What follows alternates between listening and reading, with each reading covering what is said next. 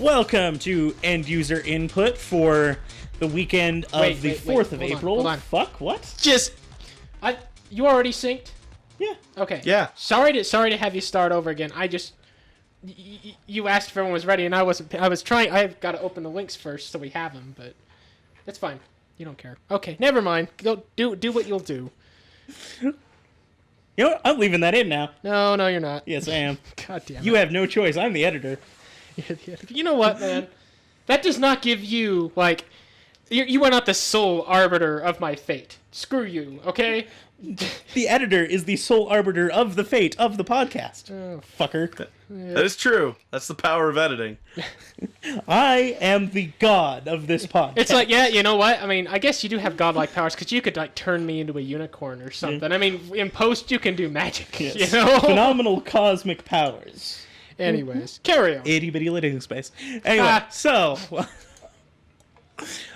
Now that I'm done with the Disney quotes, our first thing is, it's an oldie and not so goodie, but we felt we needed to talk about it. Zelda for Wii U is delayed. Jason, do you want to clue us in a little bit more specifically here? Yeah, so it was...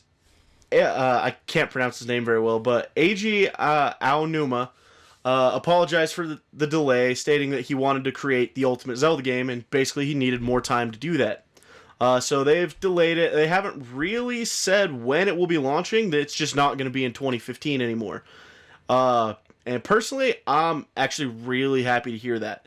Because after the hell that was 2014's unfinished games, I really am happy to see more people delaying their games and taking the time to finish them and give us a good finished product that's going to be enjoyable at launch. So I was actually really happy to hear that. Yeah. I mean, I generally want the games out as soon as possible because I want to play them, but if it means that we're going to get a better gaming experience, they can take all the time they need. Oh, yeah. We don't want another Unity, right? Ubisoft. Yeah, dig. Unity, Master Chief Collection.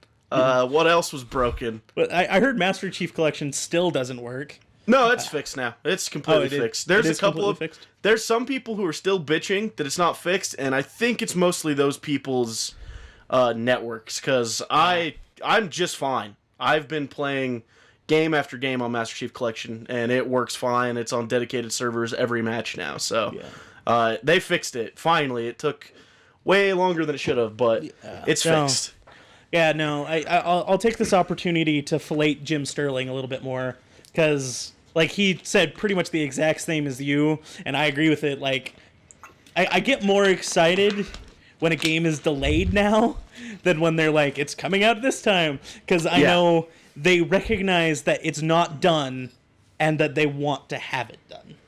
Yeah. Which is... because in 2014, it became unbelievably apparent that so many companies were just pushing out unfinished games and hoping to fix it with day one patches, and now that didn't work for so many people, I think we're going to get delayed games quite more frequently, which in the long run will be good for the gamers and good for the industry, because we'll actually get games that are worth playing. Well, like, in the major problem with trying for this day one patch bullshit, which I totally understand. There's always going to be things you need to fix, and that's why patches are a thing. That part I get. Yeah. But you can't plan on fixing a game in post like that, because the gamers on the outside are going to find all sorts of issues you didn't even know about. Yeah. Which means, if you're planning on fixing problems you already have on a day one patch, you're looking at least a month of hard work just to getting it to work properly. Well, and bug fixes usually introduce more bugs. Yep. And you would know, you're a computer programmer. Yeah, and believe me when I say that, it's frustrating as hell. And, you know, I totally get what you guys are saying about this. I mean, you know, you want the game out as soon as possible, but no sooner. Yes. You know? Yeah, exactly. I kind of hate this whole, like, early access. It's like, when I buy a game, unless I signed a thing saying, I'm going to tell you about all the problems I find because this is for sure a beta, it had to damn well be out of beta. Yeah, agreed. That's why I think with games getting anymore just so large and so intricate, and more games having massive online components. I think more developers need to do real meaningful betas more often, where it's a very large sample size. It's out 8 months or more before the game is released, so they can actually respond to the input from the beta. Yeah. I really think that needs to be more of a thing. That's why after the horrible launch that was the Halo Master Chief Collection, I was really happy that 343 put out the Halo 5 multiplayer beta so far ahead of time. Almost a full year before Halo's going to launch. Not quite. I think it is actually about like 10 months before Halo 5 scheduled to launch, when at the time they put that out. But that's enough time to meaningfully respond and fix things that people had problems with and bugs that popped up. So that I was really happy about too.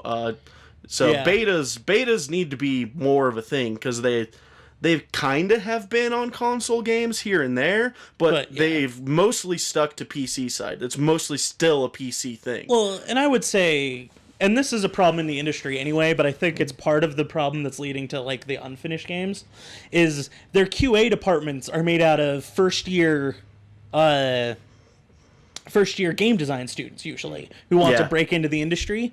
And instead of getting a QA department together and making it run really well and, promoting people from within and making a good work environment for people to do QA and learn to do it, they do contract work, basically, where everyone there is employed is a contract worker. They have no chance of advancement within the company, and they basically fire you when your contract is up, and they'll probably hire you again for the next game but it will be 6 the months. same position, the same wage, no more benefits. Like that's how contract work is, which it kind of sucks. But at the same time, I'm like, if they could just put together a QA, like even a smaller QA department that did better hours, better pay, possible advancement within the company, and like made it a really good thing, there would probably be less instances of unfinished games at launch, I think. Yeah, agreed.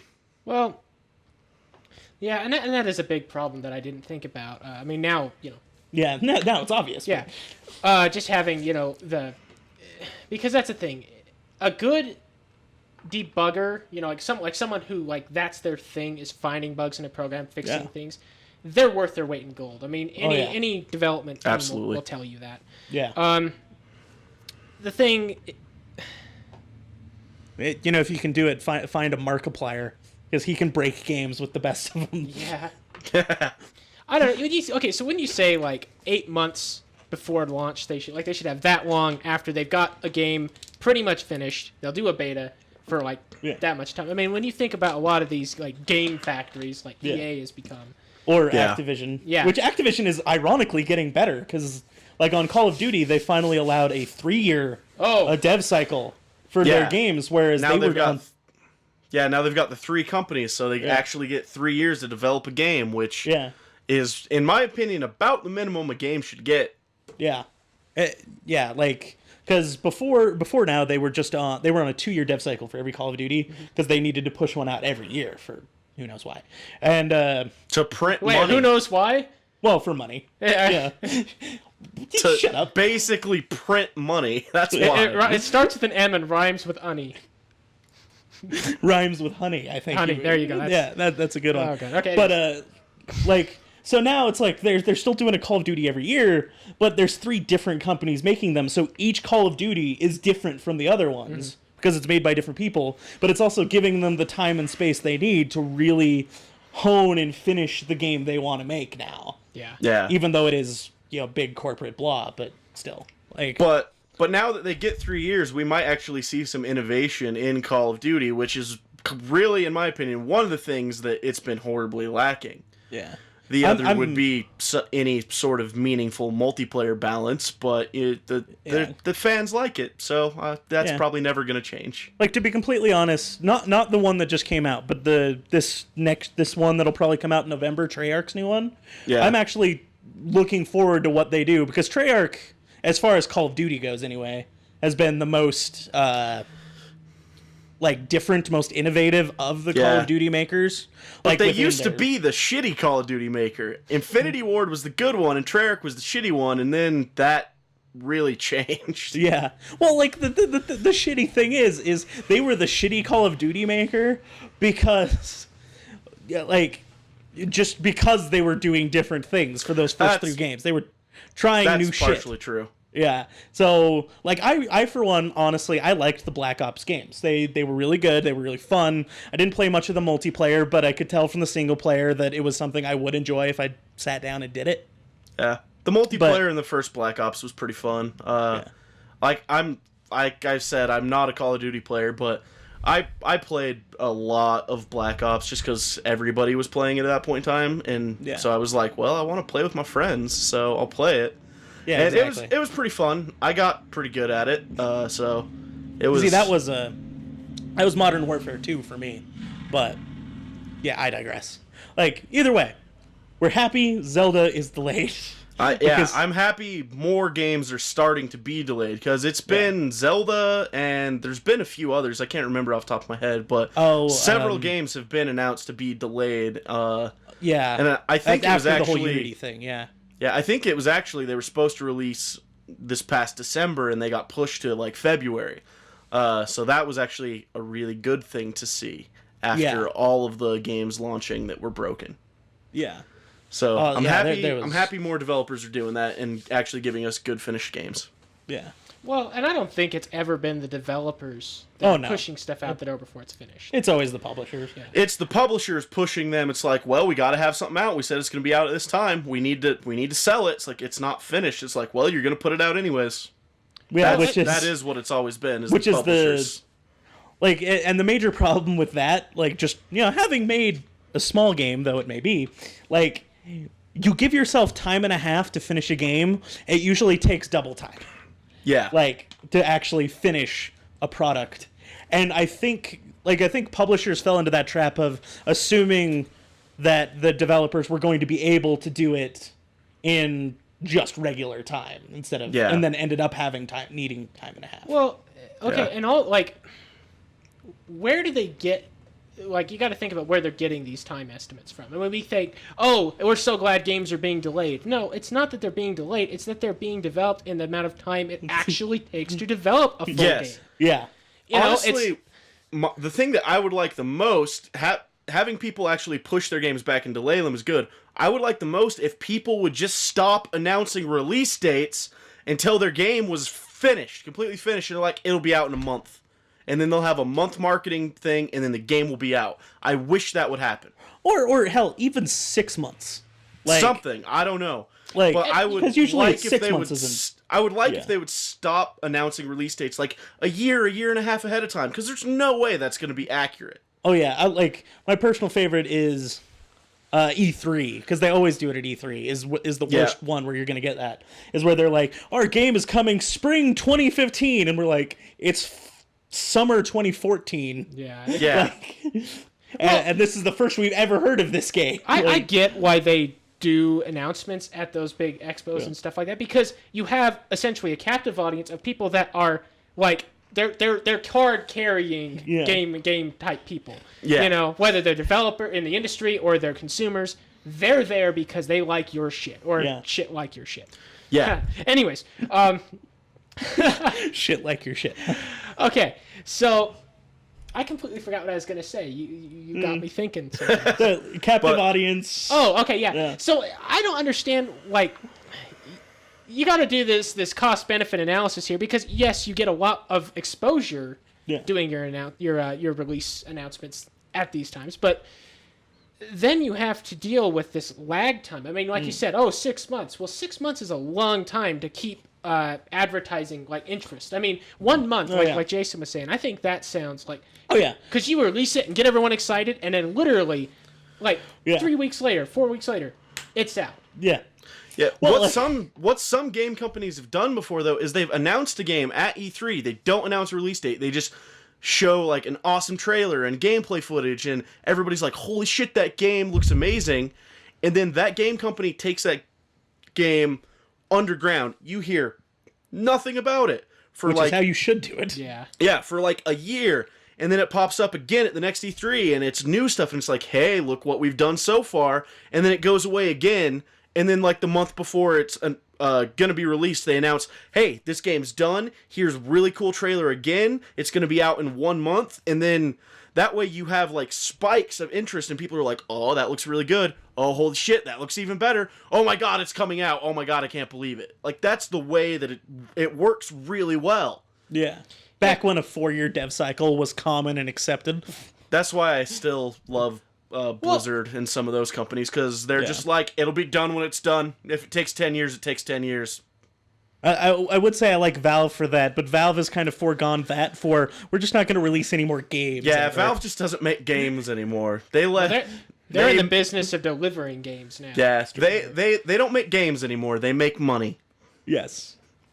You know, and you're right. It holds interest better to like get little snapshots of, okay, this is where we actually are at. Not like, oh, here's something really cool we could do. Yeah. We've got, you know, but no alien colonial marines here. well, Oh my god. think about it though. Like you watch like a skyscraper going up, and it's kind of like if you actually sat and watched the whole process, it's boring as shit. Yeah. But like, if you see like 3 or 4 snapshots, you're like, that's pretty cool. Like you know? the law building going out next to my house. Yeah. Yeah. So, Anyway, we should move on to our next topic, which is Fatal Frame coming to Wii U. Which pretty much all I've heard about this is one of the latest Fatal Frame games is making its Wii U release. And In the U.S. It's coming to the U.S. In the U.S. That's the big news. Sorry, because they've been making them in Japan forever. Admittedly, my only experience with Fatal Frame, period, is watching Markiplier play Fatal Frame 2.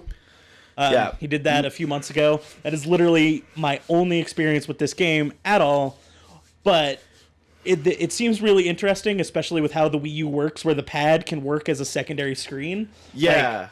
The pad is like your camera. I always thought that this would be the perfect game for the Wii U. I always thought that was a great idea. And I'm kind of the same as you. My only experience with Fatal Frame was watching a review of it, like when Fatal Frame 2, I think, first came out, or it might have been Fatal Frame 1, and I've watched a couple of people play it online, but just watching the review and watching those people play it, it really captivated me. It looked like a game that was legitimately scary. It was some of the jump scares, but just the atmosphere and the gameplay, everything just made it a creepy experience, and you were always like, oh shit, what's gonna happen? What's gonna happen? Which is the feeling that when I play a horror game, that's what I want. I don't want little jump scares that are like, oh, okay, I'm used to that now. Yeah. So these games always really struck me as really good horror games, like proper horror games. And so I'm really happy it's coming to the U.S. I really liked Silent Hill too, because it's not jump scares. It's just you just sit there and there's really not much you can do about it. But like, I'm looking forward to it because mechanically it seems like something that would work really well on the Wii U. But also like just seeing that game played, except for when Markiplier was being Markiplier and not knowing what the hell he was doing. Like, there were times where it's like, it was genuinely kind of just, not really scary per se, just unsettling. Yeah, unsettling and just, like, it just gets generally kind of eerie. Yeah. Yeah, absolutely. Agree. And, do you see now all they need to do is make a fucking Pokemon Snap for Wii U, and they will have sold me a system. Yeah, seriously. I want to buy a Wii U. If they made a Pokemon Snap for the Wii U, I would have bought one, like, yesterday.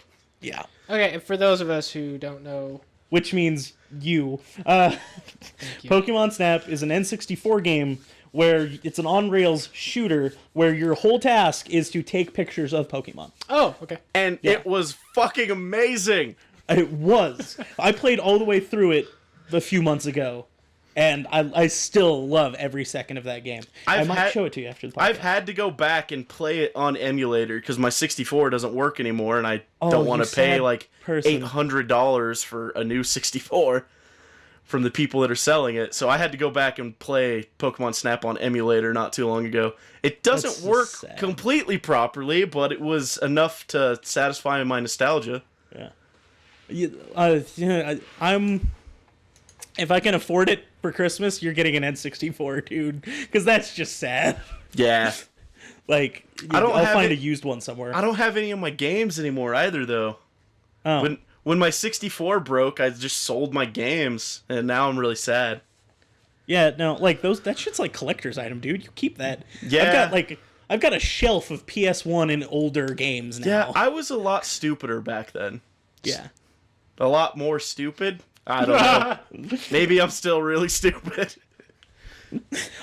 Well, I would never say that, you fucking idiot. Sorry.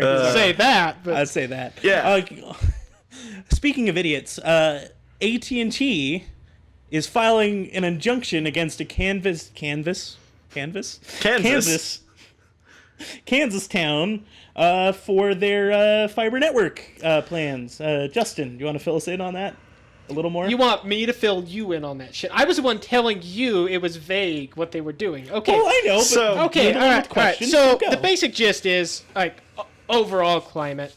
Municipal internet service providers have been kind of a thing because people are fed up with their shit. Like they have like a couple handful of choices, and Especially now since the net neutrality stuff said municipal stuff is okay. yeah. And so you have all these people with shitty internet connections to start with. They're disgruntled. Well, it's essentially in Kansas right here. I don't know how to pronounce it. Chanute. I think it's Chanute. Chanute, Kansas. Yeah, it's this tiny little town. The best they have there is 6 megabits per second. Yeah. And that's through AT&T. Yeah. It's a wonderful experience for them, probably. That's cringeworthy internet speeds. That's lower than mine.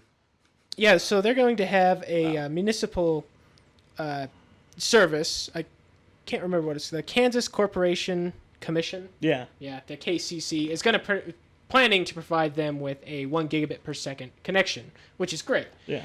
Except the fact that AT&T is like not outright coming to say, "Oh, we want to try and stop them," but they've officially put in to like have their ear to the ground in this scenario. That's kind of what I got from it as well. Yeah, basically saying we want to know everything about what's going on here, probably so they can best fight it in a town that actually matters to them. Well, Yeah. I mean, it's no surprise that they're interested. Yeah. But I'm just curious. Do you guys know of anything else about this? Why this particular town, or is it just random happenstance? I think it's just the latest in a long line of this, because there have been other towns that are doing this. This is just another one. Part of it, I think, is because it's in Kansas, where there is some Google Fiber expansion. Yeah. So they have competition in Kansas already. So AT&T's just, like I said, it's just the latest in a long line of AT&T and other broadband providers trying to get information when people are putting in municipal broadband so that they can possibly step in and try and fight it, which I don't know what grounds they could anymore now that the FCC has categorized everything the way it has. But I guess we'll see if this develops any further. They're basically just picking up ammunition at this point. Yeah. Because, like... They're preparing to be dicks. They aren't directly being dicks yet. Yes. Like, because that's the thing. They, like the picture implies on the link, they are Sauron, who sees, oh, my evil empire might start to crumble because people are gathering up their forces and going to fight me. No, I need to find information and see how best to kill them all. Yeah, basically. So, and honestly, that's really about the end of the information on that. But always a good idea to keep an eye on the broadband providers because, as we know, they are evil. Yes. Just pure evil, pretty much.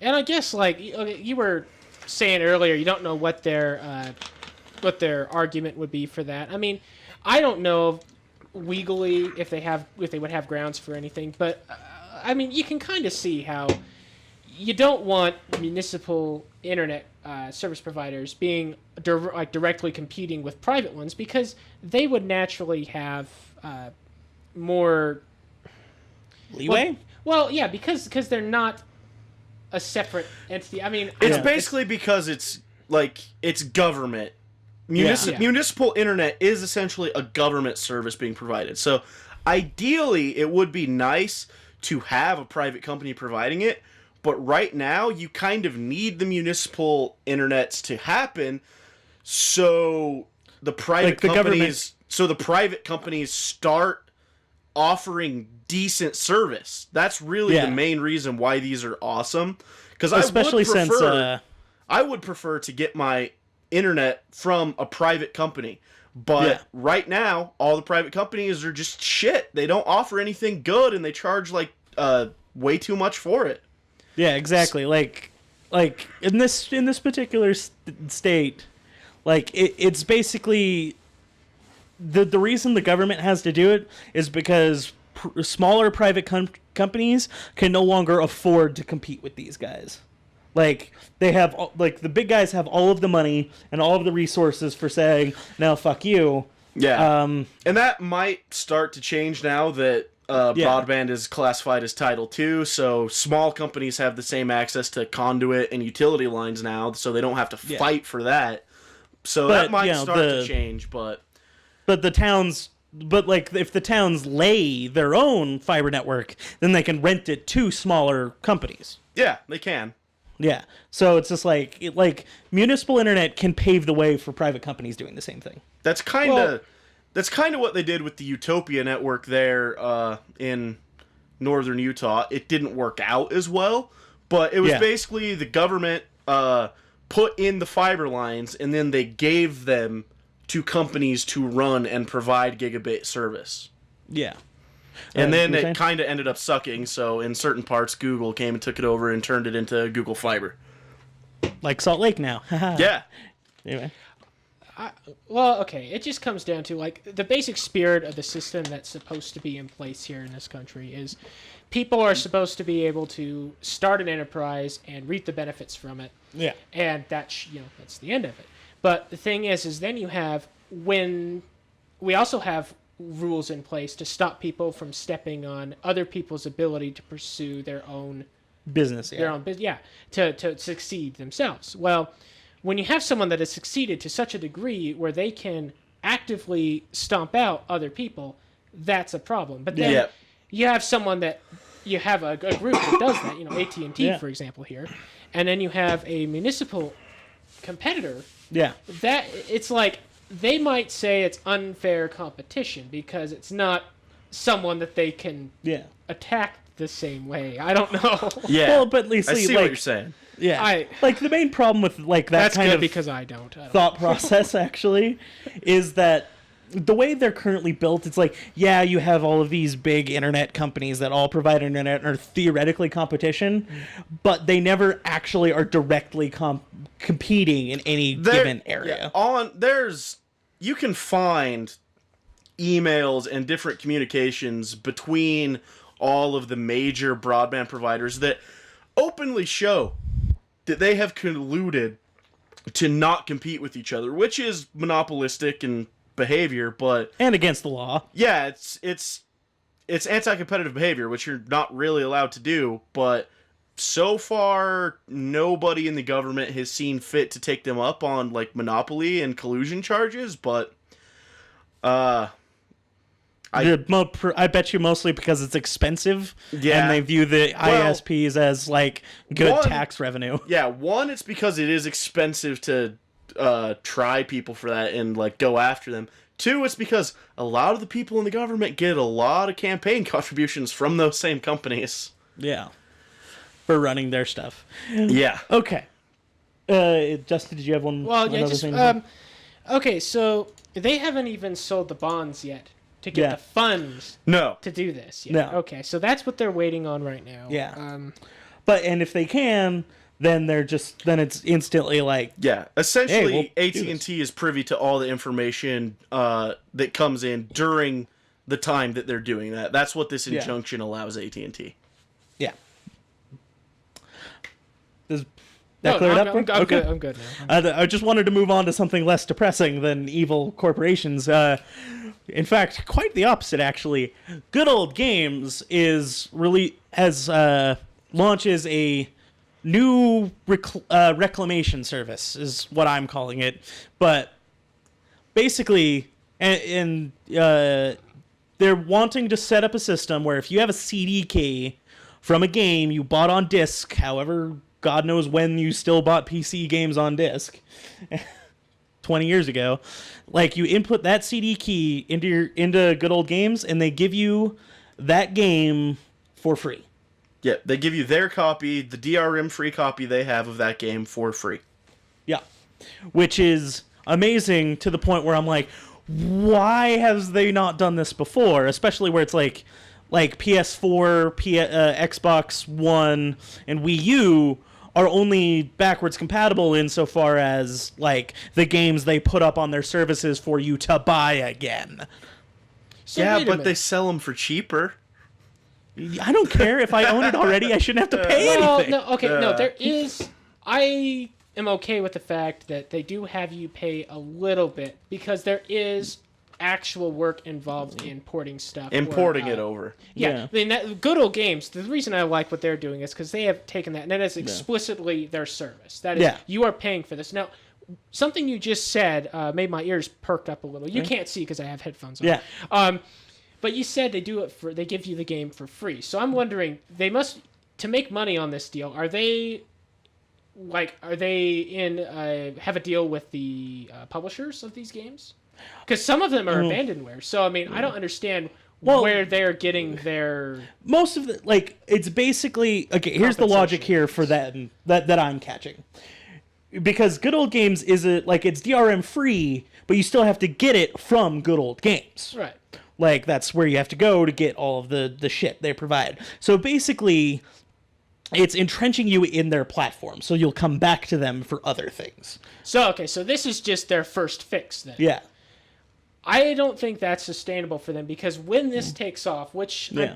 It's Well, and it'll be limited, of course, by, like, certain IPs are still owned. So, like, they probably wouldn't be able to do Star Wars Battlefront 2. Yeah, and I mean, you For could free. only do that for games that are on Good Old Games, which isn't every game.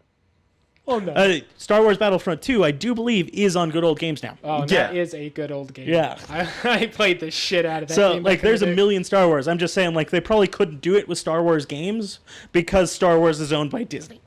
Like, it's still a viable thing for someone. Which, and that sentence, Star Wars is owned by Disney. Yes. I'm still trying to wrap my head around that. And how long it's been? Almost a year? Yeah, 2 it's been years. a while.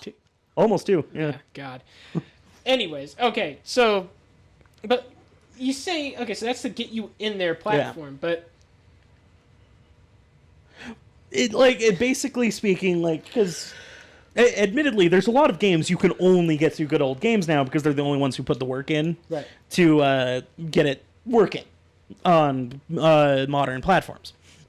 However, like, there are Steam and whatever that offer some of them, especially, like, HD remakes. And so basically, by offering their first fix, and, like, when you want to play that more updated version that actually works, you have to go through Good Old Games system. So you're more likely to go to their page and be like, oh, that's a good game, I should get that. Yeah. And therefore, 'Cause, I mean, building your library. And Plus, people do eventually develop loyalty to a system. I mean, I know people who only will get stuff from Steam because that is their platform. That's where they get stuff. So if you can get people to get that kind of loyalty towards Good Old Games, then they'll go there for every game that they can go there for. Oh, and like CD Projekt, who we'll talk about in a minute, releases their Witcher games on there, even though they're brand new. So you can still get certain new games on it. Yeah, and the thing is, like, I mean, don't get me wrong, I think it's a great idea. Yeah. I like it. I just think that as their library, their catalog for this reclamation program expands, I think that they'll have to add in some kind of nominal fee just for the service they provide. And then also, if they want to provide games that have publishers that are still, Like, maybe existing offer entities. a discount if you have a CD key. Yeah, I mean, they'd have to work deals with those guys. Yeah. Well, and just to clarify on my earlier point of, like, me being pissed off at console makers, like, I don't mind them selling the game again on their system, and like reworking it so it works as a digital version on their thing and offering it for other people to buy for $10 who like haven't played it, for instance. Like that totally okay with, because it gets that game in more people's hands. Fine. It's when like I've bought the game twice already, but because I have for instance Final Fantasy VII, I have both the disc version and the digital version on PS3, and if I wanted to play the game on PS4, I would have to buy again a different digital version just for the PS4. Like that's kind of where I'm like drawing the line. Does that make sense? So it's like if I've already bought it and have a disc version, I should be able to pop the disc in, especially considering I can get a PS emulator for free. So it really wouldn't take much work on their part to just get it to work. It would probably take more work than you think, just based on the nature of consoles being. Well, no, much like more, despite I mean to made get with the PC emulator hardware, working, they're a actually. lot harder to make things work on a console because it's so locked down. True. However, they did, like, in Sony's instance, like, the PS1, how the PS1 stuff works on PS3 is a emulator. Only works on some PS3s. They took that out completely of the later ones. Oh, yeah. The first PS3s would play every PS1 and every PS2 game. The mid-launch PS3s could emulate most PS1 and PS2 games, and then the later ones wouldn't play any of them at all.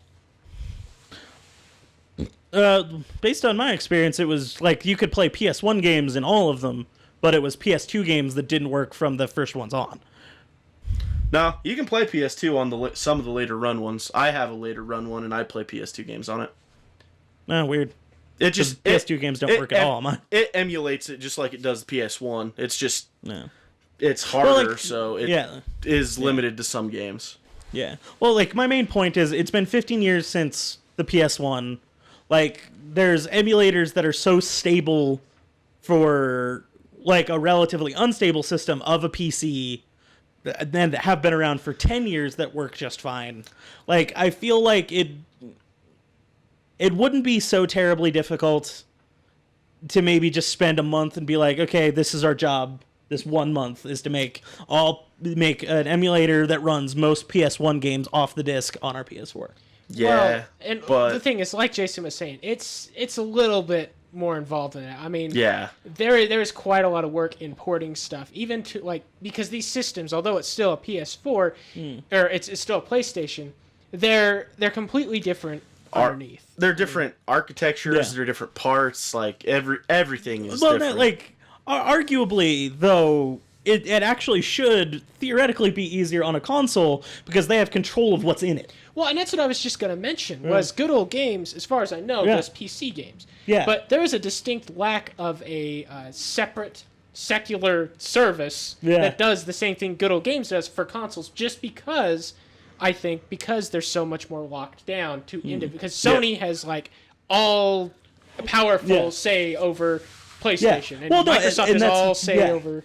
But like arguably, like you're saying, it would be harder because it locked down. But you see, I'm saying, for at least individually, like it would be easier to make something work on your own lockdown. You know everything about its system. Oh yeah, internally, internally within their corporation, it would be much easier. If they were to take the time to make all of the older stuff work on the newer stuff, potentially they would have to choose parts based on that, and it could hold them back from making the best current gen console, and there's no way they're going to do that.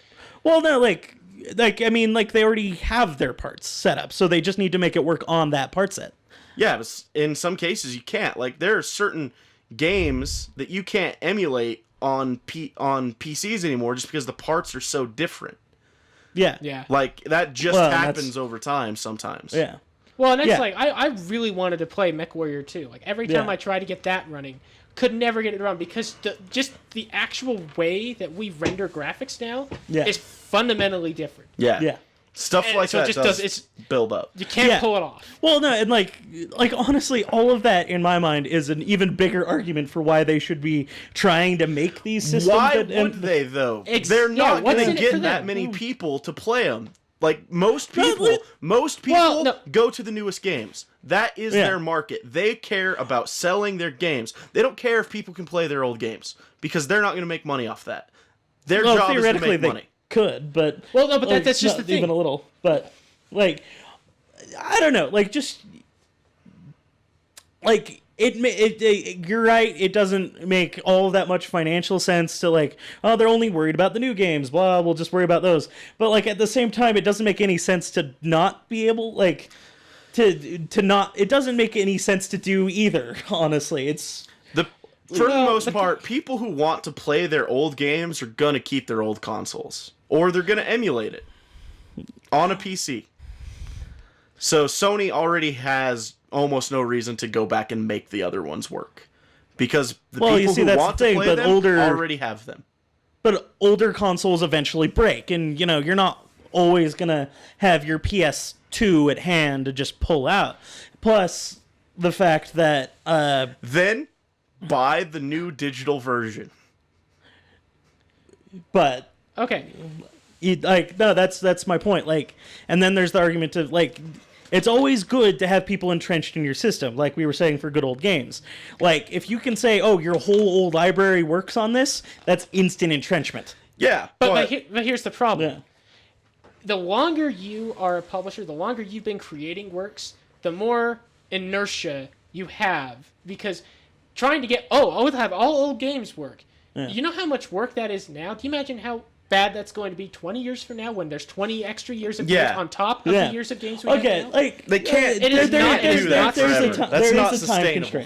And people won't forget about them. It won't fade away if we keep them current like that. And so it'll just get worse and worse and worse. And the thing is, like Jason said, yes, people will keep their consoles around because those are hardware specialized for that game. But the thing is, what happens is you say, oh, well, they'll break. You're right, they will. But by then, general purpose computers with emulators, software, essentially making the software console, that tends to catch up as far as I've seen. Yeah, and as fast as the consoles. And with PCs pulling ahead of consoles as quickly as they are now, it's going to start catching up a lot quicker.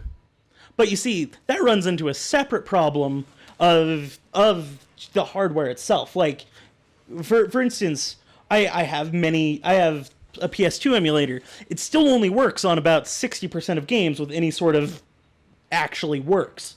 And the PS3, you can't emulate a PS3 at all. Like, I'm pretty sure because you can. It's you would need maybe in about 5 years we could, but like as current, just because of its architecture, you need like 4 times as much power to emulate it as it currently takes just to run the damn thing. Like, so it always takes more power to emulate something than to but like my point on the PS3 is like it's just like it's so different. It's going to take a lot longer to emulate that kind of thing. Like, so like to a degree, like there might not be a way to emulate them in the future for just a person on a computer. Well, like my argument is just as much as like in 20 years, like a lot of the important games from the 20 years before now are just going to be gone in a way, because or at least the last 10 years for the PS3 and theoretically PS4 era, just because like they're so encapsulated in their hardware and how things work that way that there won't be a way to preserve them. I have found a PS3 emulator. You know, it's if you can get even one game to work on it, we'll talk. I couldn't. I don't have the hardware required, but it does say for PS3 emulator, 3.2 gigahertz Intel quad core or higher. So same with AMD. NVIDIA GTX 560 or higher. ATI Radeon 5850 or higher. These are all pretty powerful cards with 2 gigs of video memory or more, and they have to have roughly 4 plus gigs of RAM. So you could do it. You would have to have a pretty beefy system. Well, you'd have to have a beefy system, and who knows how optimized it is. Yeah, like it claims and obviously I just found this, so I don't know if it works as well as they say. But it says it can play most PS3 games in native graphics without glitches, it does say that it's exclusive PS3 titles. So if it's a multi-platform game, it won't work. Yeah. So there are some limitations, but you can emulate a PS3. Okay. Well, I sound slightly corrected on that particular point, but it just... Don't get me wrong. I'm Is just- it worth it? No, not really. But Yeah. Well, and that's another thing. You were talking like the idea of why they would do this. I mean, okay, one of the reasons why it's harder with consoles is because at any point you have a certain type of hardware on a console. Yeah. Games are generally, at least on consoles, are designed to code for bleeding edge optimizations on that platform. Yeah. To Yes. make it as, and so that makes it more dependent on that platform than a game Yeah. that would just run on that platform. Yeah. yep. But then also you have this question of why they would do this. Well, okay, there's a big difference between something being profitable and something being profitable enough to give a shit. Yeah. Yes. So when they go to do this, it's like, yes, they could do like what Good Old Games does for it within their own department and do it and release these games instead of making you buy them again. Like Yeah. they'll say, "Oh, we're giving you $20 off," and they're using the retail price of a $60 new game. You're still paying $40 for something you may have bought 3 times. Yep. The problem with that Yeah. is because that is the only way they can make it profitable enough for them Yeah. to give a shit. Yep. And Well, really, like- yeah. eventually, dude, we're fighting entropy here. Yeah. Entropy is gonna it's win. true. The universe is gonna. Yeah. They're gonna Like- have like to it- drop stuff eventually. That's just gonna happen. Like, it's just kind of one of those things where, like I feel like a it just talking PS1 here, that's it. Like, a PS1 emulator should be so negligible at this point that it, like it wouldn't even really cost them anything to do it. Like, that's my point. Well, think of how It would take some simple- man hours though. Yeah. It might not, really. A system can Like, be simple, but because if you don't know everything, like if you don't know how it works, Yeah. the discovery process can vastly out. Yeah. It can be way more expensive to figure out that something is simple. Because that happens to me all the time with programming. Yeah. I'll be like, okay, trying to figure something out, and it takes so much effort. And then at the end, when I have a solution, I'm like, that was so goddamn simple. I could have done that in 10 minutes. Like, now I can do it in 10 minutes. So Yeah. even if And the I've done PS1 that. is simple to figure out and to write an emulator for, who's to say when you have to keep writing emulators for emulators in the future to Yeah. get back to these games, Well, this esoteric yeah. knowledge Yeah. will disappear and Yeah. people won't be able to do it. I mean, they could, but they're Yeah. not going to have that much time. Yeah. Well, yeah, I'm talking because theoretically we have a good 10 years left on PS4 cycle. I in doubt theory. that.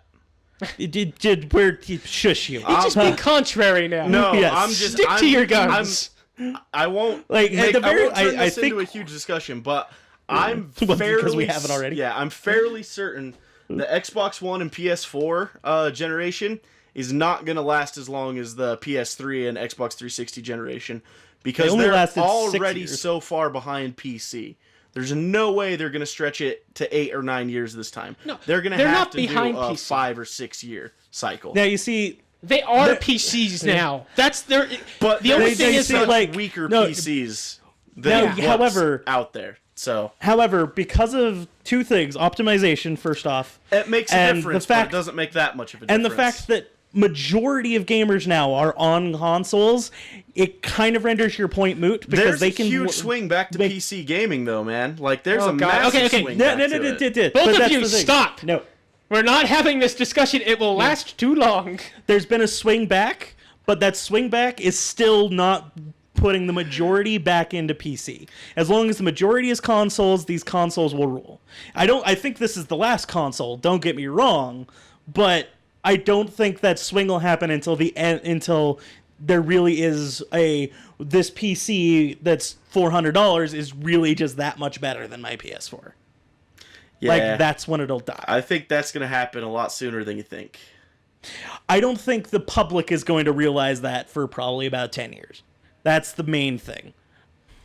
Well, because that's the thing. If you consider yourself a gamer and you say, "Oh, well, PC is best," well, you might be right. But the thing is, it depends on what you're meaning here. Because if Yeah. Don't get me wrong. like they make money off of Yeah. people that are throwing money away, Yeah. or at least throwing it Yeah. in certain directions. So someone who is just a casual gamer is going to be giving them proportionally more of their money because they're not as efficient in spending it on stuff to get them the most enjoyment. Yeah, So, don't get me wrong. yeah, I as long actually as that- prefer console gaming, but PCs are they are better graphically and world size and everything.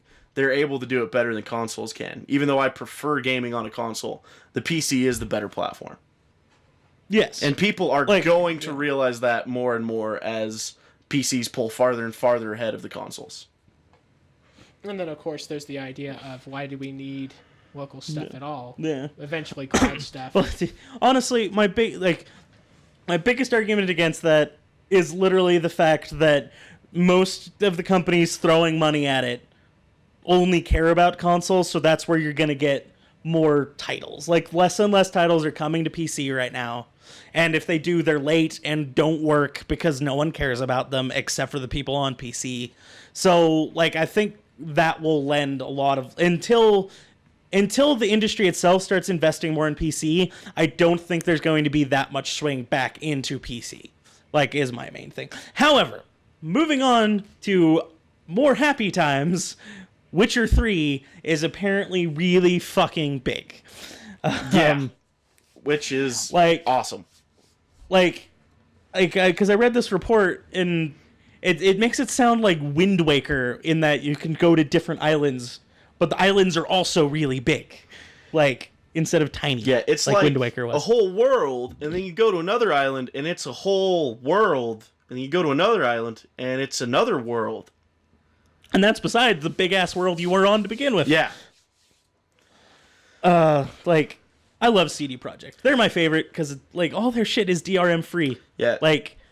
Because I bought the disc version of Witcher 2 years ago.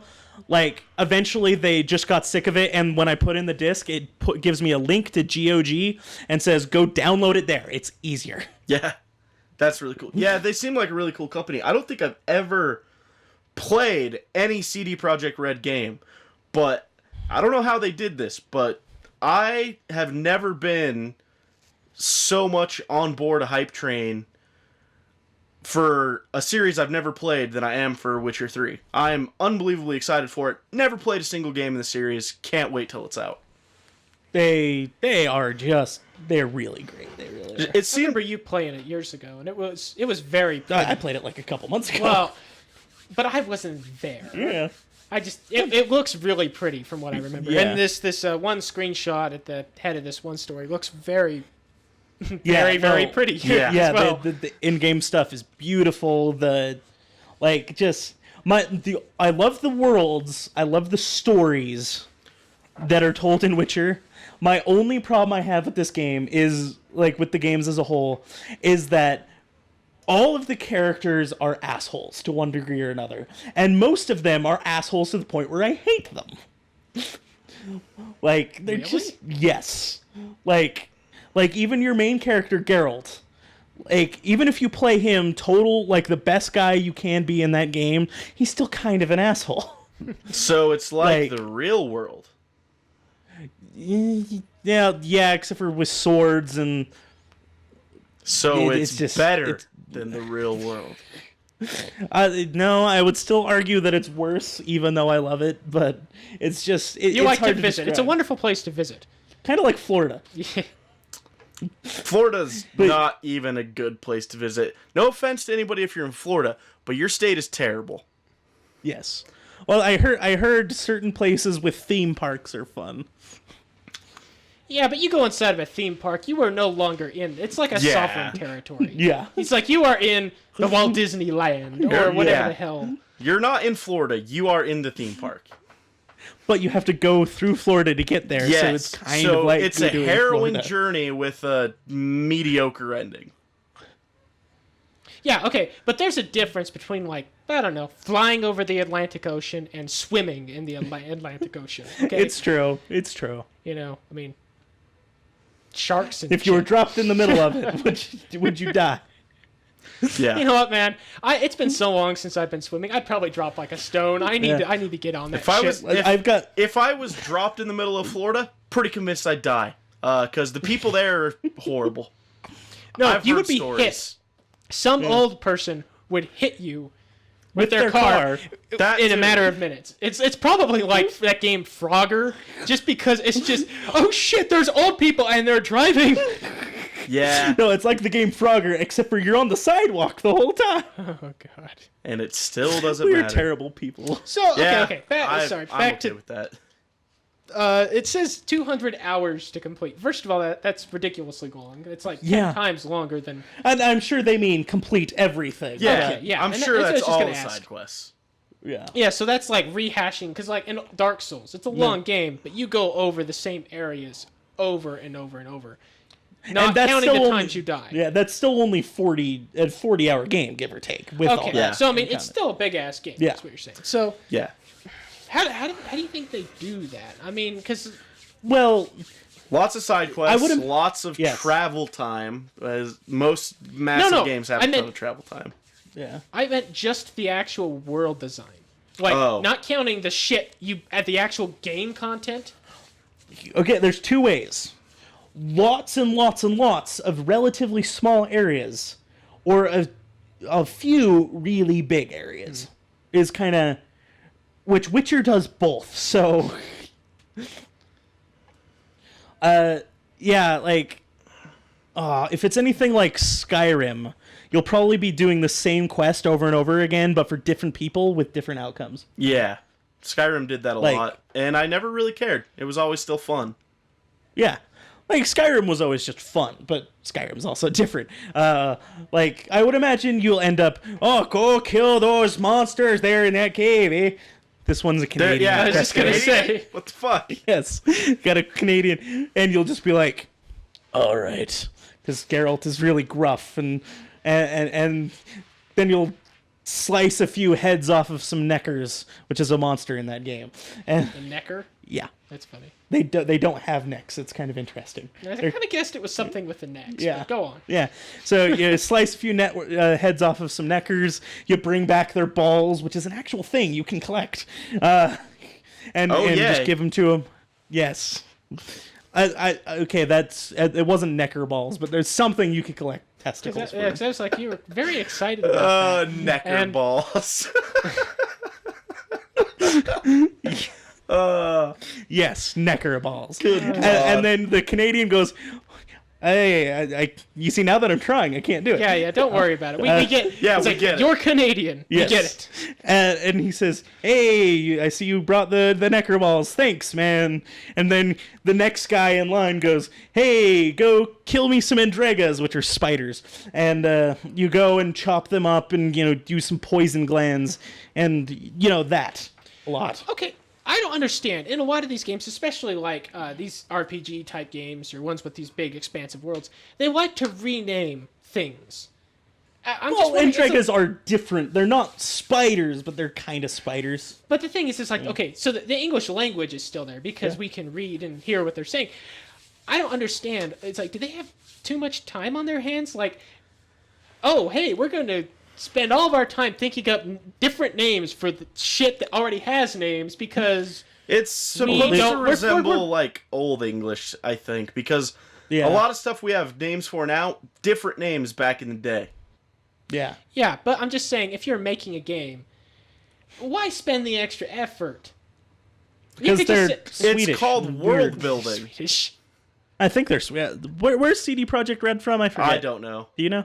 I have no idea. Somewhere. But it's called world Somewhere over building. Adding Yeah. little touches like that makes you feel like you're in a different world. It immerses well, you it's not more. exactly little touches per se. It's kind of everything. Well, okay, but it's like I can understand if something is different enough. Like Yeah. we were playing Dark Souls Yeah. a couple weeks ago, and there was this like spider thing with like a woman's torso out of it, and it had like spat lava and shit. Yeah. And it's like, okay, I don't have a name for that, yeah. you know. But it's like fine. But then you Her see name was Queelag, actually. Weelag, yes. Anyways, then you have the gaping dragon and shit. So it's Yeah. like, okay, that game, I can see them giving names to things that did not exist, don't even look like things that exist.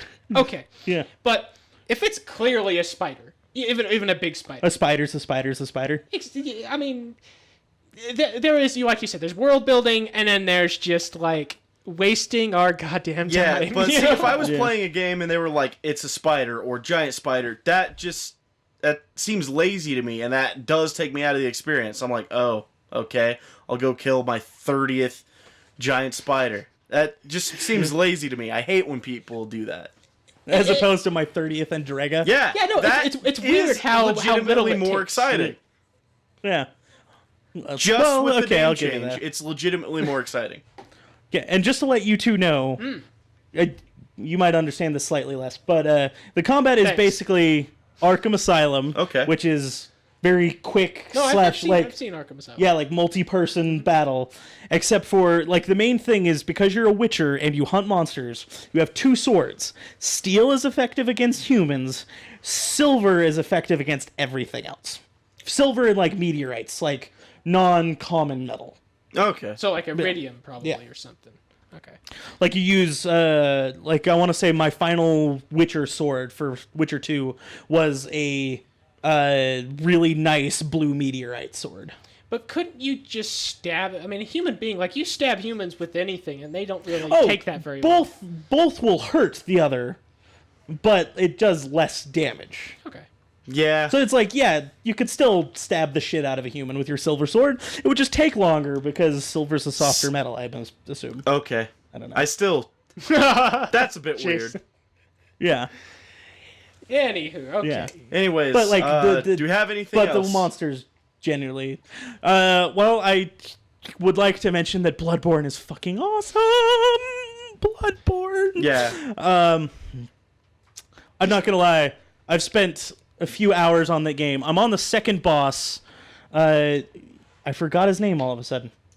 Something Father Gascoigne? Oh, Gascoigne. Gascoigne, yes. He is a hunter and a werewolf, and he's a motherfucker. I hate him.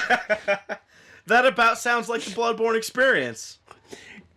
But I love that game. I love it so much. It's so pretty, and I hit my mic, but I don't care. It's so pretty, and it's so dour, and it's so... Just get it all out, man. It's just... I love it so much. I have so much fun with it. Dude. But I hate certain things about it. Jesus. Are you okay over there? Yes. No, I'm not. Dude, he's been waiting to spout off on this shit I have. for like... Go Weeks. on the channel. You'll see me playing it. I've got on Monday. Which might be today, technically, because that's when I'll be posting it. Yeah. There will be a death montage of all of the times I died in one single area. So a lot. Yes, and I've died like 40 or 50 times, and I have two characters that I'm putting myself through, and I can't get enough. Like, Dude, see, that's the thing. I don't know what it is. Some games, I am totally happy to let it smack my ass down again and again and again. But sometimes it's like, I'm not one to give up. You know that. Yeah. But at the same time, it's like, sometimes I'm like, yeah, screw this shit. I do not want that bad. Yeah. You know? Yeah. like when you see the guy you were fighting turn into a giant-ass werewolf. Yeah, it's like, no, we're done now. I've got better shit to do.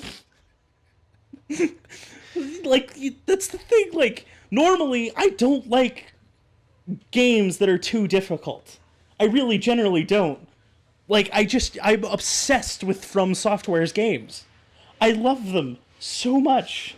What can you, like, try and figure out exactly why? Okay, here's what I think it is. Here's why I think I love these games.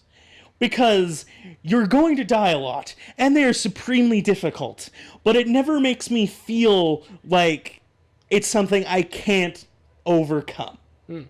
Like, I always feel like, even when I'm running into a boss I should not have run into until 3 other bosses are already dead, I always get the innate sense where if I just play this just right, I can still kill this guy. Huh. See, and that is a major difference between types of games that really frustrate me, is the ones, like, especially puzzle-solving types, or at least games with elements like that, where you'll be looking at an environment, and because most environments are static most of the time, there'll be that one thing that you can actually interact with, but it doesn't look like it, and so you spend hours just going. I mean, this was before you just look it up on the internet, but you'd spend hours getting pissed, more and more pissed off, and then finally, you put it down and then come back and figure it out another day, or someone tells you and then you go kill them. Yeah. Yeah. Just, I don't know what that would be. Jealousy, the fact that they're so much smarter than you are. Yeah. Yes. All that rage has to come out somewhere. Yeah. I kind of get you. And, older games were a lot worse about that than some newer ones. Because, even adventure games, like the Telltale games that are like the old school adventure games, are striving to make a little bit more sense. Like, oh, I need to get these valves to do this. And, it's not use the frog here to attract the snake and that will unplug the valve. Nothing like that anymore. Yeah. But so I kind of see where you're coming from, where there's no there's the in-game logic, but if you don't know the in-game logic, you're fucked.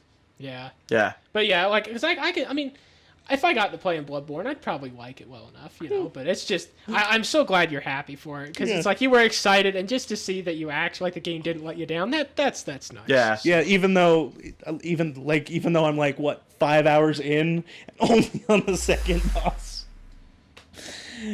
Yeah, it's good times. Yeah. Good times. No, I should have recorded it, but I was beating up the second boss. And I had one hit. I needed to hit him once. One fucking time. And what did we do? And then he hit me 5 times in a row. And I couldn't get out of the way. I was stuck on something or whatever. And then it was game over. Gotta be more aware. Well, he was right in front of me. I just ducked the wrong way, half a second late. Pisses me off. All right. I think we're done. Are we done? I think we're done for the day. All right. This has been End User Input for the weekend of April 4th, 2015. Bye. Bye.